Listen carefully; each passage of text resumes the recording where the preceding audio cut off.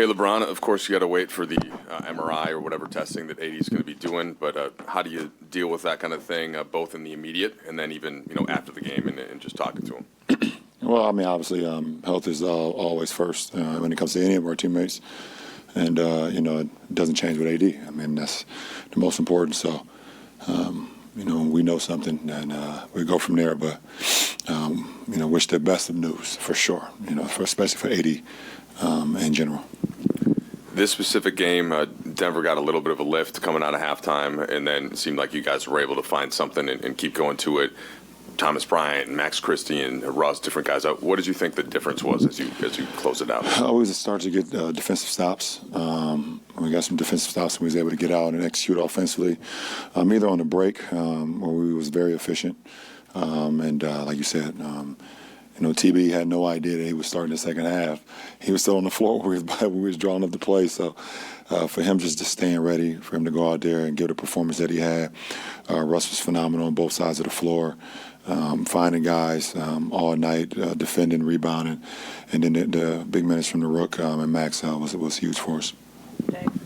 Obviously, AD's been an MVP type of candidate for you guys this year, and missing him at any time is tough if he does miss time. But where you guys are now as a team, about a third into the season, have you established some sort of identity, and what is it if you have to move forward for a certain amount of time where you don't have AD? No, because we haven't done it. Our team is built on having, pretty much everyone. So, we'll make the adjustment accordingly, but we haven't done it, so we don't know what that will look like. LeBron, you've been pretty consistent in saying that you and Russ especially need more reps and needed more reps last season. Now that we've kind of seen some of these games, especially the Boston game, this game, where you two have been on the floor, been a part of huge rallies, what do you think has adjusted or maybe come of the time that you guys have spent on the floor together that's making that fit a little easier? It's just logged minutes. I stressed that a lot last year. We just didn't have enough time to log enough minutes and know exactly how we wanted to play, how we wanted to work off one another, and how we can be effective. So, just a lot of log minutes and being in the right place at the right time.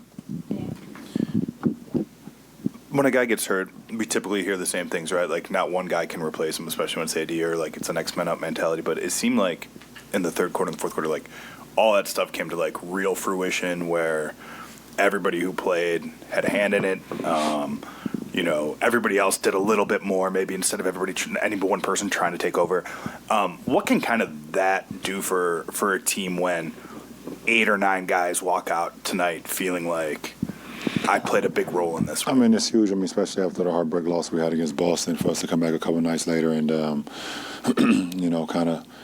play well at times and then go get down and, then make a rally, and the guys, off the bench, making it the biggest impact for the game. I think it was huge. I mean, like you said, Russ, AR, Troy, Max, and Thomas, they were phenomenal. I mean, and when you look at it, they're all in the plus, and we needed every single minute. All the efforts that we got from them was huge.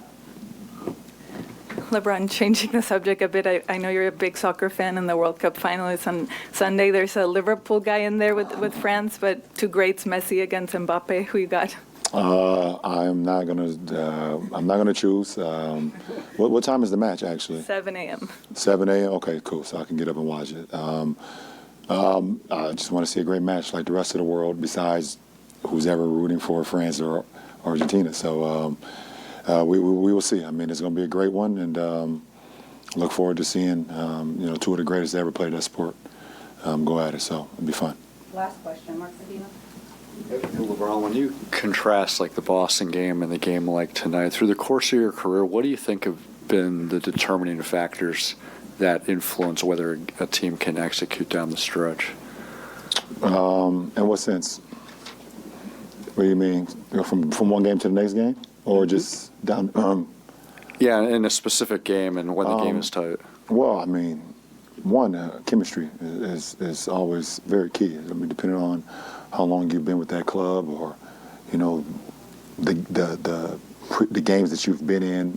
Have you been in close games? Have you been in tight games? Have you been in pressure situations with a group out on the floor where you kind of know, like, okay, well, this is what we're gonna go to. This is how we know we're gonna execute. So, in my experience, I've been able to be a part of both, where you have some inexperienced lineups or inexperienced teams that can't quite figure it out because they haven't logged enough minutes, they haven't logged enough games or enough experience.